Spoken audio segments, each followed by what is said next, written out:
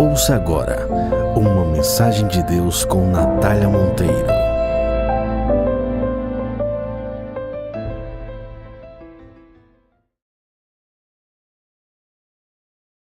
Que você possa fechar os teus olhos nessa noite, em nome de Jesus, para que possamos orar a Deus, pedindo que Ele me instrua, me guie e dirija os meus passos, que não saia uma sequer palavra da minha boca que não venha do alto, que não venha do trono.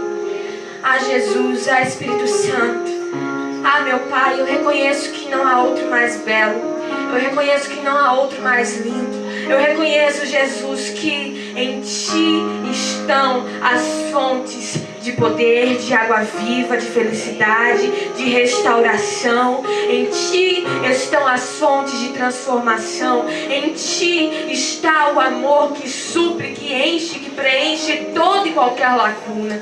Ah, Espírito Santo, que nessa noite o Senhor venha atuar de uma forma linda e poderosa. Ah, Espírito Santo, que o Senhor venha tocar cada irmã que veio nesse lugar, inclusive a minha pessoa também. Ah, Espírito Santo, que a palavra venha dar força, ânimo, vigor. Ah, Espírito Santo, que todo cansaço, apatia, desânimo, vontade de parar sejam substituídos pelo Teu poder, pelo Teu ânimo, Deus, pelo vigor que o Senhor pode nos oferecer. Espírito Santo, me use mais uma vez, eu me rendo aos Teus pés. Me use mais uma vez, eu me coloco na posição de dizendo: Pai, faz o Teu querer, Pai, faz a Tua vontade. Pai, eu quero cumprir o chamado que o Senhor depositou sobre a minha vida. Pai, eu quero honrar aquilo que o Senhor depositou sobre a minha história. Ah, Jesus, eu quero honrar o chamado. Eu quero honrar a Tua presença, Jesus. Eu quero honrar a Tua doce voz. Eu quero honrar-te, Jesus. Me diminui, me reduz a nada, me aniquila, Deus. Assim como Jó falou, eu me desmereço, eu me lanço no pó e na cinza. Ah, Jesus, assim aqui estou. Porque quando eu sou nada, porque quando eu me reduzo a nada, eu abro espaço para que o Senhor me preencha. Eu abro espaço para que o Senhor me transforme. E nessa noite eu já quero falar para você, minha irmã, começa a se esvaziar de si. Começa a dizer: Pai, me esvazia de mim, pois eu quero ser cheia de Ti. Pai, me esvazia das minhas vontades. Pai, me esvazia do meu querer. Pai, me esvazia dos meus sonhos que não estão alinhados aos Teus sonhos. Pai, me esvazia daquilo que não provém de Ti, porque estando eu vazia, eu abro espaço para que o Senhor venha habitar em mim. Começa a dizer: Pai, papai, eu preciso de Ti. Começa a dizer para Ele que você veio nesse lugar para senti-lo. Começa a dizer para Ele que você veio nesse lugar para adorá-lo. Começa a dizer para Ele que sem Ele aqui não faz sentido. Começa a dizer para Ele que sem Ele aqui não tem graça. Começa a dizer para Ele que sem Ele o teu ar não tem o mesmo sentido. Os cheiros não têm a mesma fragrância. Sem Ele os sentimentos não têm coloração. Sem Ele a nossa vida é preto e branco. Começa a dizer para Ele. Começa a levar a tua voz e dizer: Pai, sem Ti a minha vida não tem sentido. Começa a dizer: Pai, sem Ti a minha vida é preto e branco. Pai, sem Ti não há perfume nas rosas. Pai, sem Ti não há perfume nas flores. Pai, sem Ti não há esperança. Pai, vem nesse lugar. Ou melhor, continua nesse lugar. Começa a fazer habitação dentro de nós. Começa, Jesus, a limpar a casa. Começa, Jesus, a limpar os traumas. Começa, Jesus, a limpar e retirar a dor. Começa, Jesus, a cumprir o propósito deste congresso. Continua cumprindo, porque Tu já começaste. Santo Espírito, és bem-vindo aqui. Aleluia. És bem-vindo aqui dentro, Santo Espírito. És bem-vindo aqui. Pai, que a Tua palavra possa ser ministrada com clareza e objetividade. Que o testemunho, Jesus, qual vou ministrar, qual vou apresentar, que não seja para exaltação do inimigo, ou pelo contrário, que não seja para exaltação do meu nome, ou para a vanglória da minha pessoa, mas que seja uma fonte, que seja um caminho que direcione a Ti. É por isso que eu falo, é para isso que eu falo, para levar pessoas a Ti, Jesus. Me use nessa noite e nos toque profundamente. E intimamente. O Senhor tem liberdade para isso. Nós te damos e retiramos toda barreira do nosso coração. Amém? Glória a Deus. Convido as irmãs e os irmãos a abrir as vossas Bíblias em Gênesis 32. Está com ele até o amanhecer, e quando o homem viu que não poderia dominá-lo, tocou na articulação da coxa de Jacó, de forma que lhe deslocou a coxa, enquanto lutavam. Então o homem disse: deixe-me ir, pois o dia já desponta. Mas Jacó lhes respondeu: não te deixarei ir, a não ser que me abençoes. O homem lhe perguntou: qual é o teu nome? E ele respondeu: Jacó. Então disse o homem: seu nome não será mais Jacó, mas sim Israel, porque você lutou com Deus e com os homens e venceu. Amém? Amém. Só até aí. Um personagem muito conhecido e um nome muito discutido em sua raiz. Alguns dizem que é Jacob, outros dizem que ali no lugar do A existia um E.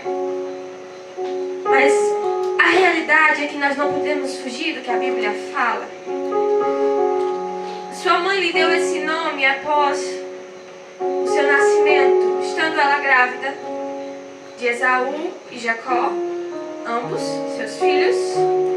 Esaú sai primeiro, é o primogênito, e Jacó sai, mas sai agarrado em seu irmão. E aí a mãe dele olha e diz: vai se chamar Jacó. Só que há uma grande confusão a respeito do nome desse homem. E todos nós o conhecemos por suplantador, devido a uma história também muito conhecida de quando seu irmão, estando com fome, veio depois de caçar e chegou cansado, e ele estava cozinhando. Estava lá cozinhando, e ele disse: me dá um pouco dessa comida, senão eu morrerei. Aí Jacó pega e fala: tá, eu até te dou, mas troca o direito de primogenitura, me dá ele, e fica com a comida.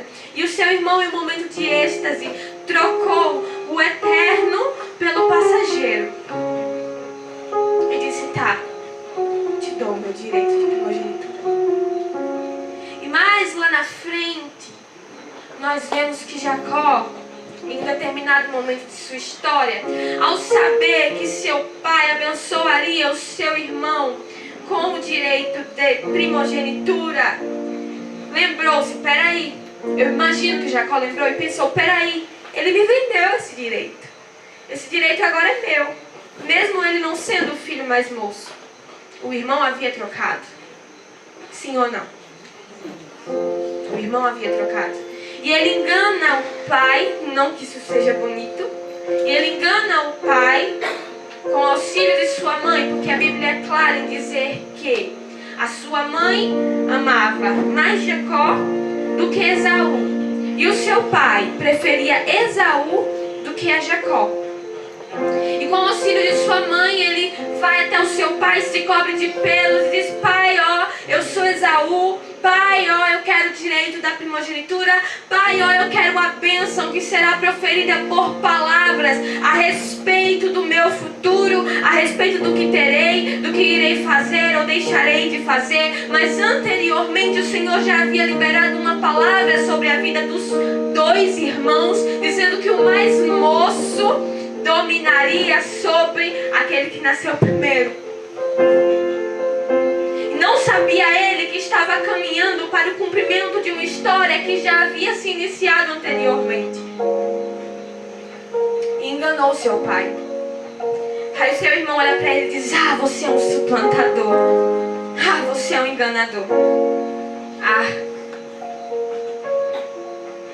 E ele agora sai com a bênção de um homem, com palavras proferidas da boca de um homem a respeito do que ele teria financeiramente, a respeito do que ele seria com imponência, mas sai com uma consciência culpada de que enganou a seu irmão e juntamente com isso enganou a seu pai e foge para uma terra longínqua.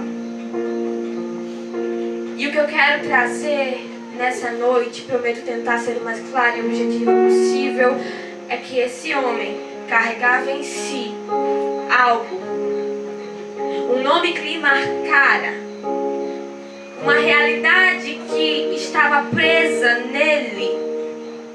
Porque ainda que alguns discutam a respeito do significado real do seu nome, depois de ter feito o que fez com seu irmão, ele sim passou a ser um suplantador e um enganador. Então ele carregava isso consigo. Eu até aparento ser algo, mas o meu nome me denuncia. Mas o meu passado me condena. Mas as minhas atitudes erradas me fazem ser e obter esse nome que agora obtenho. Só que é engraçado que depois de passar muitos anos, alguns aproximam 20 anos, que ele passou em terra longínqua, terra de seu sogro Labão, que era também seu tio. Depois de passar um bom período de tempo lá, ter trabalhado 7 anos por uma mulher, mais 7 anos por outra, depois de ter conseguido ajuntar riquezas, houve uma certa rixa e ele teve que sair. E eu quero convidar os irmãos a ler o 32. Eu vou estar sempre lendo, está um pouco longe. A ler o 32, versículo 9. Então Jacó orou: ó Deus de meu pai Abraão, Deus de meu pai Isaque, ó Senhor que me dissestes, volte para a sua terra e para os seus parentes, e eu o farei prosperar. Só até aí. Você percebe que ele começa dizendo: ó pai de Abraão, ó pai lá de Isaque, ó pai. Ele é distante, ele é pai do outro, mas ele não é meu pai. Ele é pai daqueles que têm um nome transformado. Ele é pai daquele que é pai de multidões. Ele é pai daquele que significa um sorriso. Ele é pai daqueles lábios, mas ele não é pai do suplantador. Então ele diz: ó pai de Abraão, ó pai de Isaque, você que me mandou voltar. Mal sabia ele que a história ainda estava por acontecer. Mas eu quero trazer algo para você nessa noite. Talvez você olhe e diga: ah, Deus é pai da boazinha. Ah, Deus é pai daquela que faz tudo certinho. Ah, Deus é pai daquela menina que está com o microfone na mão. Eu quero te dizer que Deus também é teu pai, independente de como você esteja hoje, independente do nome que a sociedade te deu, independente das escolhas que você decidiu tomar para si, independente das dores e das marcas que você carrega em seu peito, independente daqueles momentos que você diz: Deus, por que eu fiz isso? Senhor, por que eu errei dessa forma? Senhor, por que eu enganei? O Senhor não é mais o meu pai. Deus me traz hoje para te dizer: Ele continua sendo o seu pai. Quando um filho suja a fralda, o pai não joga o filho fora, o pai limpa a fralda. E o filho continua sendo filho.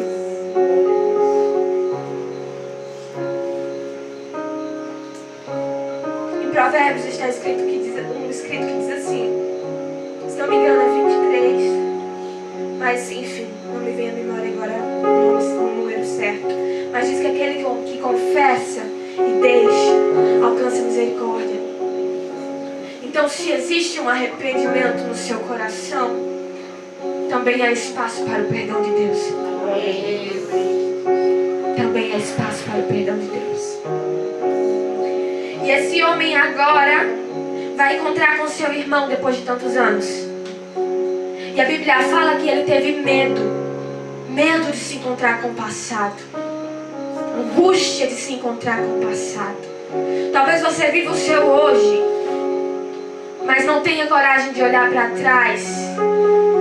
Talvez não tenha coragem de encarar aquelas pessoas que um dia você feriu. Talvez você ande pela rua e quando vê alguém que você fez algo errado, você vira as costas e diz: que bom que não me enxergou, que bom que não me enxergou. tem medo, angústia. E esse homem havia recebido palavras de que seu irmão queria matá-lo e fugiu. Então ele esperava que ao encontrar com seu irmão isso aconteceria. Mas ele foi a Deus e ele disse: Deus, foi o Senhor que me mandou voltar. E o Senhor toca o meu coração para dizer assim, ó, que existem mulheres aqui que o Senhor está dizendo: volta lá naquele assunto que você não resolveu. Volta lá naquela pendência que você passou por cima. Volta lá, ó, não foi curada ainda não. Volta lá, ó, começa a expor as suas feridas. Volta lá, ó, começa a tirar a capinha que esconde aquilo que só eu sei. O convite do Senhor hoje é: se exponha. Se exponha, porque Ele conhece. Ele conhece. E aí ele olha e diz: Senhor, foi o Senhor que me mandou voltar. E aí o que eu acho interessante é que a palavra do Senhor diz assim, ó, que naquela noite ele se levantou, tomou as suas 2 mulheres, suas servas, para atravessar o lugar de passagem do Jaboque. Existem lugares em nossas vidas que nós teremos que passar, e Jaboque para Jacó foi um desses lugares. E não foi fácil para ele passar por Jaboque. E não foi fácil para ele passar por esse lugar de conflito. E não foi fácil para ele passar por esse lugar de luta. Mas o que a palavra diz é que era um lugar de passagem. Eu acho que você não entendeu. Você pode até estar passando ou estar instalado em Jaboque, mas o Senhor me traz para te dizer que é um lugar de passagem. Vai passar. Está doendo hoje, mas é lugar de passagem. Vai passar. Pode estar te ferindo hoje, mas é lugar de passagem. É necessário atravessar. Eu peguei na quarta-feira. É necessário passar por processos e não pulá-los. E o Senhor mais do que ninguém sabe disso. E hoje Ele te diz assim, ó: você vai ter que passar por esse lugar. Mas entenda, você vai passar porque é lugar de passagem, não de permanência. Não é lugar de permanência, é lugar de passagem. O Jaboque da tua vida não é eterno, é passageiro. Mas Jacó, para ter um encontro com quem ele deveria ter, Jacó, para ouvir algo que ele precisava ouvir da parte de Deus, teve que passar por esse processo. E não é diferente na minha e na tua vida. Nós temos que passar por processos. E ele decidiu passar por processos. E foi. Mas o que a Bíblia fala é que ele passou as suas mulheres, passou o seu gado, passou o seu rebanho, passou os seus filhos. E em um certo momento ele ficou sozinho. Ele era um homem que amava a bênção proferida dos homens. Ele é um homem que amava a opinião alheia a seu respeito. Por que, Natália, que você diz isso? Porque ele sabia que receberia, sim, bênçãos proferidas do seu pai, mas ele não queria apenas a dele, ele queria do seu irmão também. Ele se apegava a palavras humanas, ele se apegava àquelas palavras, ele queria as bênçãos humanas, ele queria. Mas houve um momento em que ele ficou sozinho em um lugar de passagem. Ele foi com caravana 2 e ficou sozinho. Eu não sei quantas amigas você tem. Eu não sei quantos amigos você tem. Eu não sei se você já está passando ou se vai passar. Eu não sei quantas caravanas você carrega na tua frente ou atrás de ti. O que eu sei é que existe um lugar de passagem a ser passado. E que nesse lugar você precisa estar sozinho para ter um encontro com Deus. E ele estava sozinho.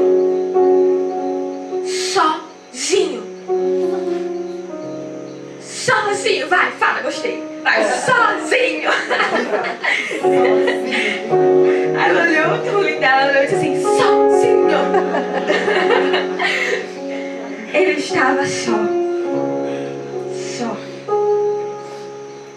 Quantas vezes nós olhamos para os lados e não encontramos ninguém no nosso jaboque? Quantas vezes nós procuramos a nossa própria família até e não encontramos? Eu quero te dizer que não é para você ficar com raiva, que não é para você culpá-los, é para que você entenda que existem lugares que é você e Deus. Amém. Deus e você. E ele estava só. E ali o anjo do Senhor aparece e eles começam e a gente percebe que ele diz assim, ó, não te deixarei ir a não ser que me abençoe. Sabe o que eu vejo? O desespero de uma alma que grita por aceitação. Ele não tinha total aceitação do seu pai, porque o seu pai preferiu o seu irmão. Ele não tinha. E muitas vezes nós não temos a aceitação daquela pessoa que é tão importante para nós. Ele não tinha a aceitação necessária. Ele não tinha aquilo que era tão importante para ele. Ele não tinha a aceitação de sua própria família. Ele não tinha a aceitação de sua própria casa. O nome que lhe deram foi: você é um suplantador. Jacó, você enganou seu irmão. Jacó, você enganou seu pai. Mas esqueceram de quem teve um encontro com Deus não permanece da mesma forma. E o encontro se aproxima. E o encontro se aproxima. Eu quero te dizer que o encontro se aproxima. O teu encontro com Deus está se aproximando hoje. O teu encontro com Deus está se aproximando hoje. O teu encontro com Deus está se aproximando hoje. O teu encontro com Deus está se aproximando hoje. Por isso essa solidão. Por isso essa angústia. Por isso é necessário passar pelo processo. É necessário passar pelo processo. É necessário passar pelo processo.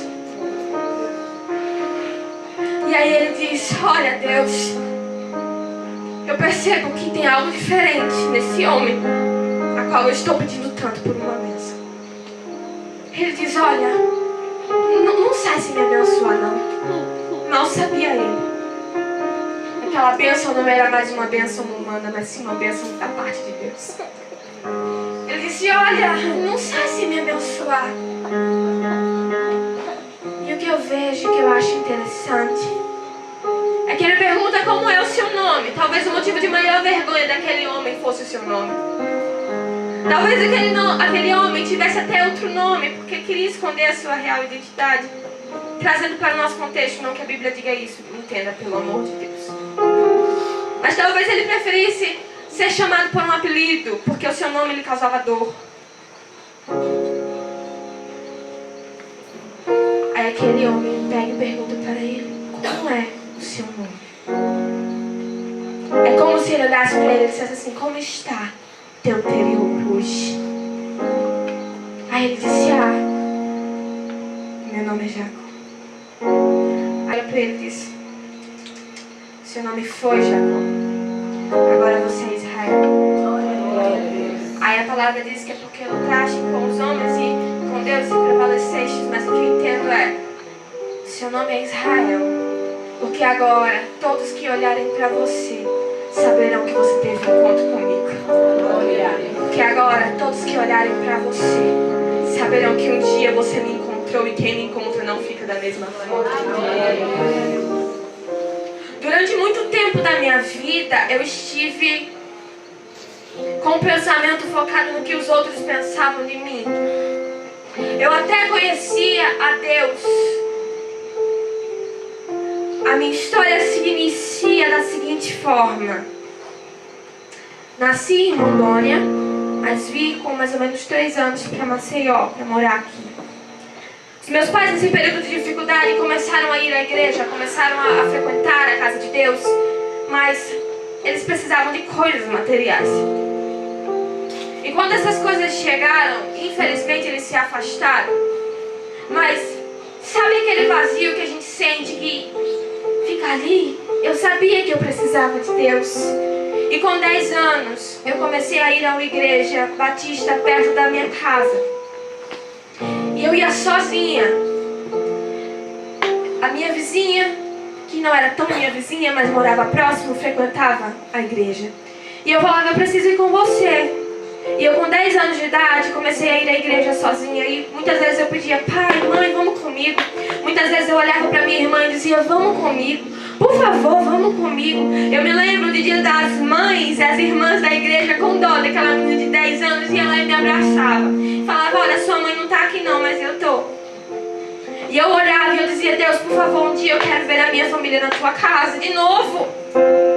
Eu olhava e eu dizia, Deus, eu mal sabia o que era direito às coisas, mas eu sabia que existia um Deus e que nele eu podia confiar. E eu disse, Deus, por favor, um dia eu quero ver a minha família na tua casa. Só que existem muitas orações que fazemos que não sabemos as consequências do cumprimento delas. Tipo assim, a gente ora, a gente não sabe o caminho que vai acontecer para que a gente chegue no ponto final. Mas a gente quer o ponto final. Mas eu acabei de dizer aqui que é necessário passar pelo processo. E os meus pais decidiram mudar de casa. E eu fui junto. E comecei a morar em um condomínio fechado, qual moro até hoje. Quem sabe, lá não tem nada perto, agora que abriu uma igrejinha. E havia uma sede, uma fome no meu coração de estar na casa de Deus. Mas eu não tinha quem me levasse, os meus pais não me deixavam sair sozinhos. E por incrível que pareça, o tempo foi passando e eles continuaram sem ir à casa de Deus. E mais ou menos com 13 para 14 anos eu comecei a sentir muito sono. Muito sono. E esse sono era um sono muito forte. Eu chegava a dormir 3, 4, 5 dias seguidos. E eu falava, mãe, eu tô com muito sono, mãe, eu não tô bem. E as médicas olhavam pra minha cara e diziam assim, não, isso é coisa, ó, da adolescência. Isso aí, ó, logo vai passar. E eu falava, mãe, não vai passar porque tá muito forte. Aí ela falava assim, vamos fazer exame. Aí fazia exame. Aí a médica olhava e dizia assim, ah, isso aí, minha filha, isso aí é preguiça, manda ela lavar prato. Muitas vezes nós passamos por dores que só nós sabemos o quanto nos machucam. Mas para o outro é fácil julgar. Para o outro é fácil apontar porque não está aqui, ó, não está sentindo. E desse sono começaram a vir desmaios. E a coisa começou a apertar. E junto com isso começou a vir tontura, começou a vir palidez, começou a vir fraqueza. E diante disso tudo, depois dos desmaios, começou a ter uma convulsão. E quando a coisa ficou séria mesmo, foi na parte da convulsão. E eu lembro que quando minha mãe soube que eu havia tido uma convulsão, sem estar febril, simplesmente estava sentada na escola e convulsionei, ela falou, não, agora eu vou procurar uma cardiologista, porque, segundo relatos, meu coração começou a bater muito forte. Então, procuraram, e ela olhou assim pra minha cara e disse assim, eu muito nova ainda, ela olhou assim, 95% de chance de ser isso. E olha, você é muito nova, não tem tratamento.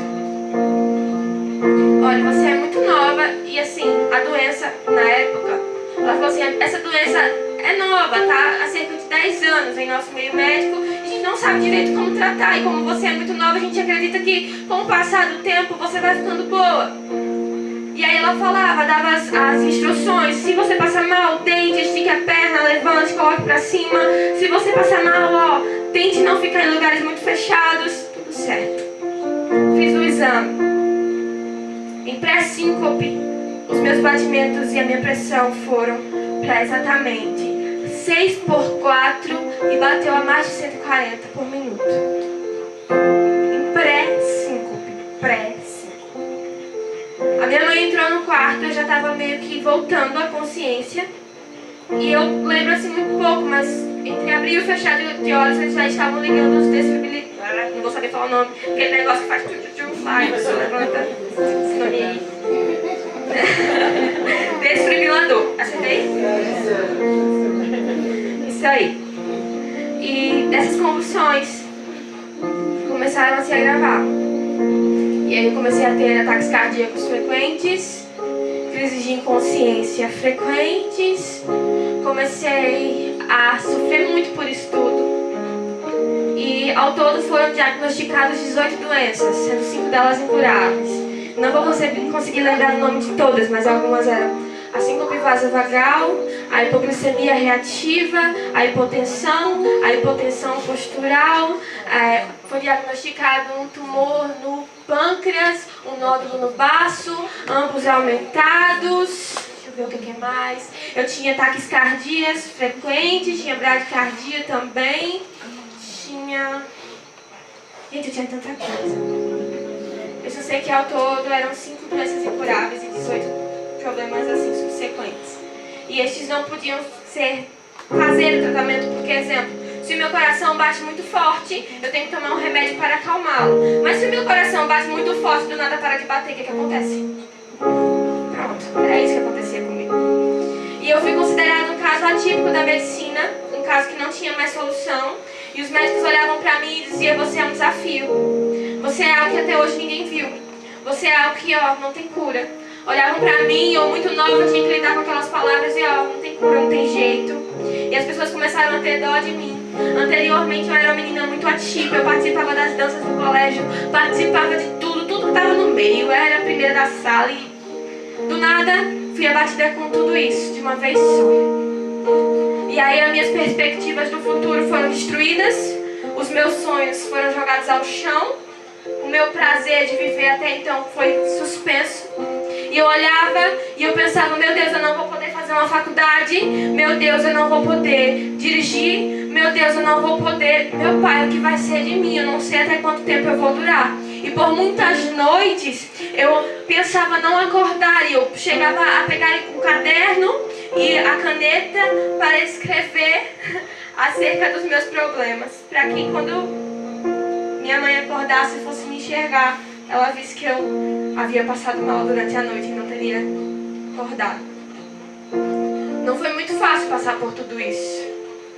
Muitas vezes eu queria sumir. Muitas vezes eu queria me esconder em algum lugar que ninguém me visse. E eu comecei a ser ridicularizada na escola por professores, por alunos, por amigos. Aquelas que estavam ao meu redor se afastaram. E por muito tempo eu me vi sozinha, no fundo de uma sala. Por que no fundo, Natália? Porque na instituição que eu estudava, a porta de saída ficava no fundo da sala. Então, como no meu caso eu precisava de um socorro emergencial rápido, eu sentava na última cadeira, porque era só correr. E até do convívio social eu fui privada. Tanto que a Laís até disse: eu não via você na escola. A filha da irmã Carla até disse assim: eu não via você na escola. Você era gótica? Você era emo? Eu falava: não, eu só era triste. Eu só era doente. Eu ficava presa no segundo andar, que era onde eu estudava. E na hora do intervalo ele trancava todas as portas, porque era proibido o fluxo de pessoas na escola. Então eu ficava presa ali. E eu lembro de um dia, estando presa ali, sair correndo para buscar socorro e não encontrar ninguém. E me ver caída em frente à sala da coordenação da escola.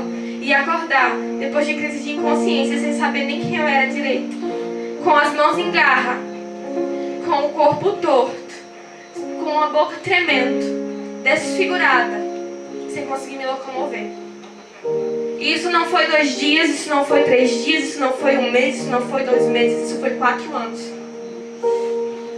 4 anos sendo ridicularizada. 4 anos.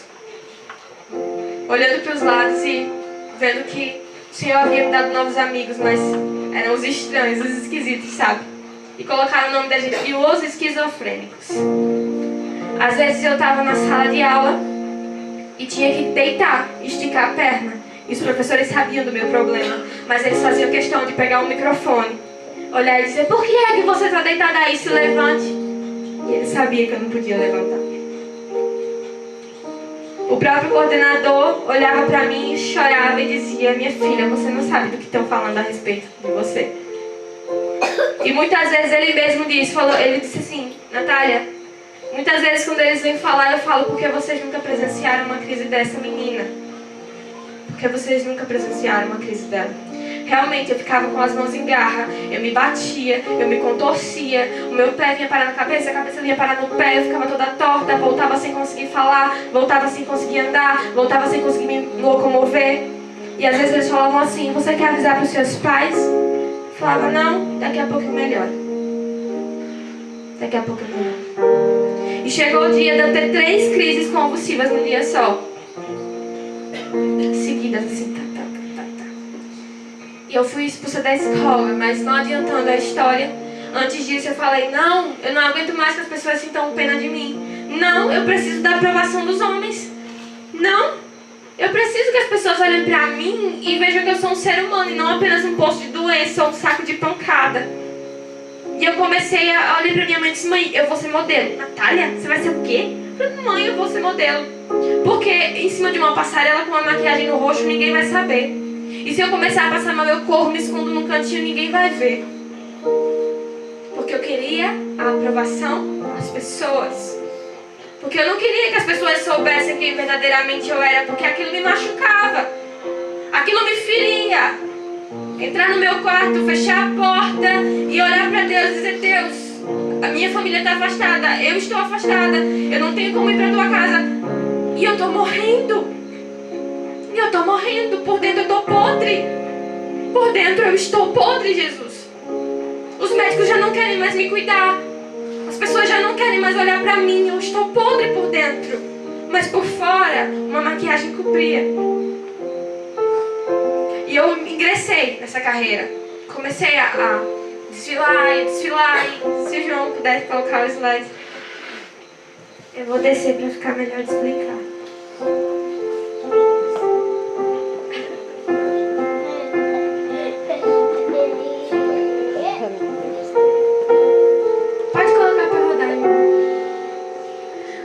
Alguns títulos que eu ganhei e meio a esconder as coisas, porque assim, quando você é Miss, você não pode ser doente. Você tem que dizer e assinar um contrato dizendo que você tem uma saúde perfeita. E a minha alegria era assinar aquele contrato, porque eu sabia da mentira que eu carregava, mas as pessoas não precisavam saber. Então eu assinava aquilo e aquilo era a minha felicidade. E aqui estão alguns dos títulos. Eu fui Miss Alagoas Pré-Teen Queen World 2013, que é o Miss Alagoas pré-adolescente e a faixa. Era o que me daria mais notoriedade. E nesse concurso eu tive uma crise convulsiva em um país estranho. Estava subindo as escadas do hotel e ao subir as escadas eu senti um cheiro muito forte de cigarro. E por ter crise de inconsciência constante e de dificuldade de respirar, eu fui inalar. Eu vi que era fumaça e eu comecei a passar mal e caí ali no sofá da recepção do hotel. Fui parar em um hospital estrangeiro, cadeiras de rodas, com oxigênio no rosto, tentando respirar. Eu olhei pra mim e disse: nossa, e agora? A casa caiu. A casa caiu. Não sei onde consegui forças, inventei uma desculpa pra lá, uma desculpa pra cá e fui, ganhei o título, voltei pro Brasil e disse: agora eu vou aproveitar o meu título, agora eu vou aproveitar, agora eu vou mostrar pras pessoas, vou conseguir mais patrocínios, vou conseguir ter a fama que eu tanto quero, ter a notoriedade que eu tanto quero. E a minha doença piorou. Minha doença agravou muito. Fui expulsa da escola sem conseguir terminar o terceiro ano. Passei por ter feito um simulado e só Deus sabe como eu fiquei em primeiro lugar na sala, porque eu não estudava, eu só dormia. E tirei em primeiro lugar. Acredito que foi providência de Deus para concluir os meus estudos. Fui expulsa da escola, fui expulsa do convívio social e a partir de agora eu só podia ficar trancada em um quarto dentro da minha casa, porque até as escadarias eu passava mal a subir e a descer. E eu comecei a definhar, e definhar muito. Em um mês eu perdi assim mais de 8 quilos. E comecei a definhar. E os meus pais se tocaram. Deus, cadê Deus? E é bem verdade que me levaram em muitas igrejas, do tapete do fogo. A igreja vai lá que vai ser curada. E eu ia, eles metiam a mão na minha cabeça e vai pra lá, e vai pra cá, e vai pra lá, e vai pra cá. E eu saí de lá com torcicolo. Saí de lá com torcicolo. E eles olhavam pra mim e diziam: você? Pra que Deus vai te curar? Pra você voltar a beber? Deus sabe que eu não coloquei uma gota de álcool na minha boca. Eles olhavam e diziam: Deus vai te curar pra quê? Pra você voltar a beber? Pra você voltar pra ir pra farra? E eu: meu Deus. Mas há 3 anos atrás eu havia recebido uma profecia que dizia assim: a sua enfermidade, Natália, estava na casa da minha avó, tratamento, estava em Goiânia, em Anápolis, Goiás. Ela olhou pra mim e disse: a sua doença, Natália, não é para a morte, mas sim para a glória de Deus. E você verá os frutos daquilo que Deus vai fazer na sua vida. E ela disse assim: é para que aquele que está longe volte para perto. É para que aqueles que estão distantes voltem para perto. Por isso que eu passei por tudo isso. Um dos motivos. Por isso que eu sempre falo: mãe, pai, não saia da casa de Deus. Não retire os seus filhos da presença. Não retire seus filhos da presença de Deus. Porque eu até queria, eu tentava ir. Com 10 anos eu ia sozinha, eu tinha sede, eu tinha fome de Deus, mas eu não pude mais ir. Os meus pais não tinham mais como me levar. E sobreveio tudo isso para chamar a atenção daqueles que não deveriam estar com os olhos fechados. Vocês são pais, vocês são mães. Não feche os seus olhos. Vocês têm filhas, vocês têm filhos. Não saiam da casa de Deus. E isso tudo aconteceu comigo.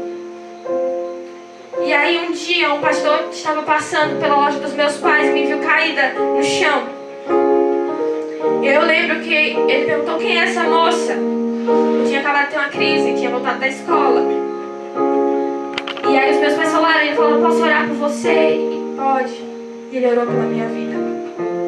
E eu lembro que durante 7 semanas ele ia na minha casa. Ele não é da mesma cidade. Ele é de União. E ele ia, e eu lembro de uma frase que ele disse: Natália, eu vou lutar por você. Natália, eu vou lutar por você. Natália, eu vou lutar por você. Durante 7 semanas ele ia, muitas vezes em jejum. Chegava lá e orava, e orava, e orava, e orava. E irmão, sabe como foi que eu aceitei Jesus? Que eu pronunciei querer a Ele de verdade. Em cima de uma cama, prostrada, sem conseguir nem falar direito. Falavam: Natália, diga que você quer que Ele esteja com você. E eu só fazia... não falava mais.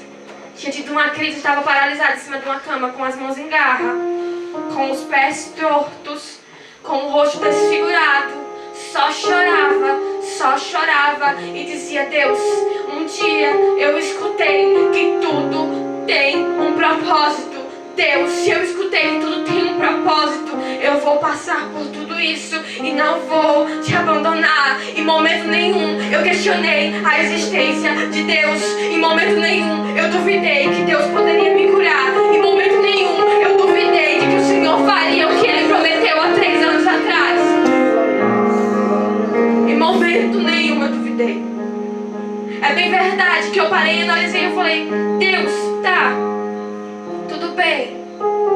O Senhor pode até não querer me curar, eu posso permanecer doente, mas o Senhor continua sendo Deus. E naquela época não tinha essa música: se Deus fizer, Ele é Deus, se não fizer, Ele é Deus. Não tinha. Mas eu tinha tomado isso como uma decisão. E muitas vezes a minha mãe falava: você vai pra casa de Deus desse jeito, Natália. Você não tem condições de ir pra igreja. Natália, você vai cair lá. Natália, você vai passar vergonha. E muitas vezes, e na pior crise da minha vida, eu estava dentro da igreja, caí no chão. E entre crises de inconsciência e consciência, eu escutava meu pai gritando: Deus, salve a minha filha. Deus, salve a minha filha. Jesus, por favor, salve a minha filha. Salve a minha filha.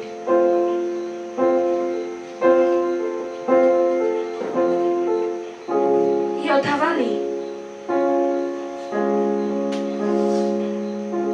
E havia uma canção de fundo. Eu não sou cantora, eu já exaltei minha voz e não vou conseguir voltar. Mas ela dizia assim, ó: não compreendo os teus caminhos, mas te darei a minha canção. Doces palavras te darei.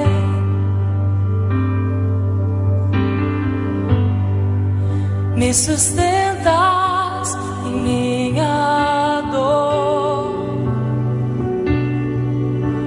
Isso me leva mais perto de ti, mais perto dos teus caminhos.